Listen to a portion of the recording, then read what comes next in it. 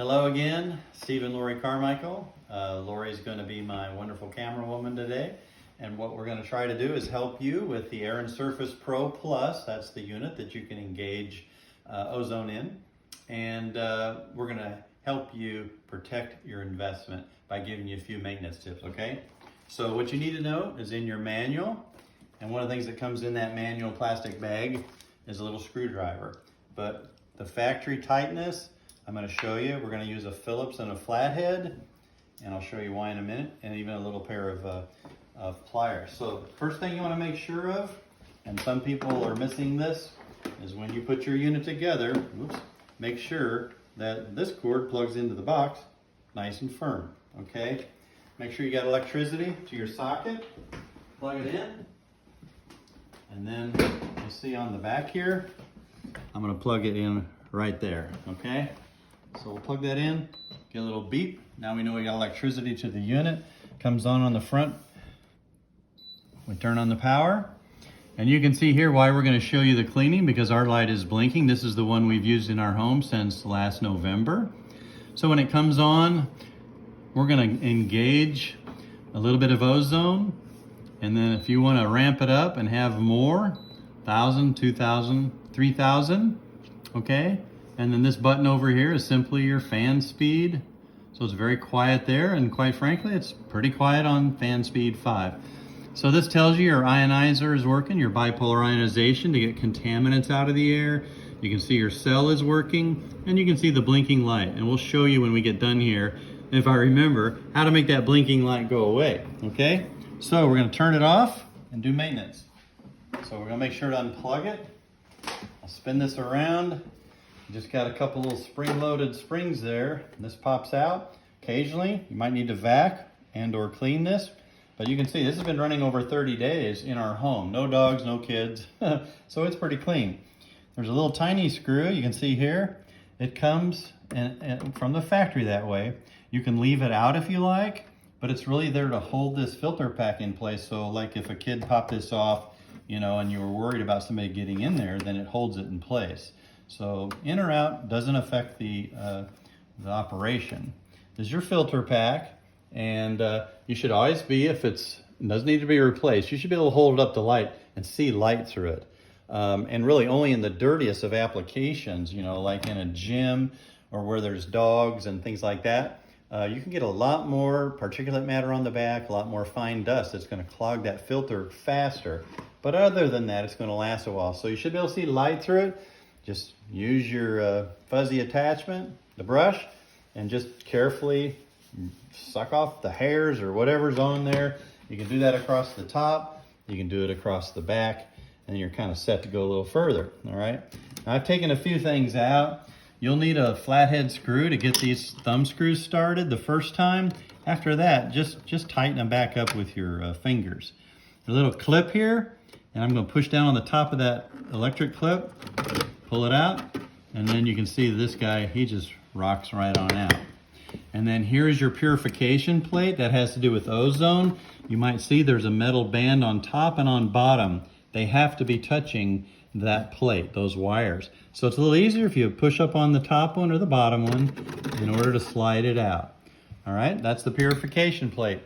This ceramic is pretty brittle, and what we're gonna do, we've learned that you can you need to soak this for about 8 to 9 minutes in a 50-50 solution of ammonia and water.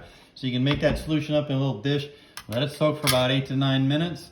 When you take it out, a little toothbrush, brush off both sides, rinse it off really good, but then you gotta let it air dry or you gotta blow dry it. So what we've learned to do is we get us a spare. And I don't know, the spares retail for about 25 bucks. I don't have it in front of me. So anyway, that allows us, after we wash and dry that one, it'll go in this box. Air and Surface Pro, it only goes in one way. It also fits some other older style models, but that's the way it goes in. So you can wipe out the insides of this. You might see, if you can show in there, Lori, the ionizer, the needlepoint RF ionizer. It might have some dust on it sometimes, and if I don't see anything on there, I ain't gonna worry about it. Everything looks good. Make sure you get this lined up in those grooves, like so. I'll get it started right, and it'll be just fine. And then we're just going to push it on in, and I can see that the top metal band and the bottom metal band are touching those wires. If you bend up too far when you go in to get that out, and it doesn't, and you don't notice it, and it's not making contact, you're not going to get the ozone generated that you want. Okay, so if there is any dust up here, you want to wipe that off. You can, once you have the plate out, you can get in there a little bit. If you see dust or things, you can wipe out. And so, the other thing I want to show you is just, I already took out the screws. There's 2 screws here. They're Phillips heads. And just pop this top off.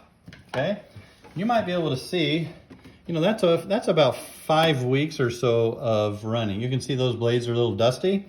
And so I'm just going to show you this, that little pair of pliers hold the blade at the hub, and we just got to start it just a little bit, and you can do it with your hands. It's just a little thumb screw. This comes out, and below it you can see there's a washer. So it sits on top of a little seed clamp there, and you just want to make sure it doesn't stick to the bottom of this. When you take it out, it could fall off and then you don't have it. So just know that's the only little removable part. The blades only go on one way. Don't put them on this way. Put them on this way. And I'm not going to take the time right now to wash the blade while you're here. We'll do that after you go. So we're going to set that back on top, and we're going to put the little thumb screw back on and just hand tighten it. And then I'm going to give it just a little bit more so it's nice and snug. And that should spin freely. So when you put this back together, this really just goes in one way and kind of snaps into place. I'm going to go ahead and put these little screws back in, like so.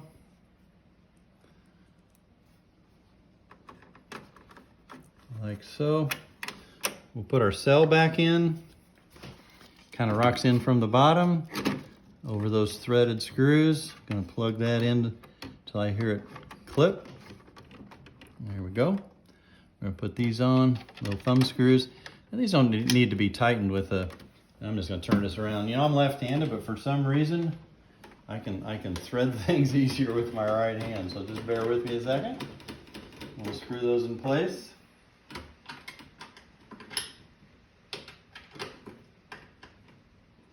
Well, maybe I'm just as bad with either hand. I don't think it's gonna matter. Let me get that started and then it'll go. There we go. It's just me. Everything lines up pretty nice in these devices. So we got that in place. We're gonna put this in. Longer stem here than here, so it can only go in one way. And it'll actually knock a switch down that allows electricity to come into the unit. So it's kind of a safety device. This little screw here, whoops, he just goes back in. And again, in your home, you don't necessarily have to have that screw in place, but it is a handy place to keep it. And then this, 2 tabs in the bottom, clicks back into the top, plug it back in, and you're ready to go. Okay, so it's pretty straightforward. You definitely want to take your time doing the maintenance each month. Don't just let it sit in a corner and forget about it.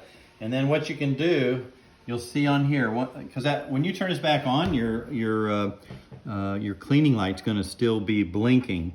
And you can see here it says reset. So while it's on, while the light's blinking, you just lay your finger over that, and it takes about 4 seconds, and then you'll hear a little beep when it's plugged in.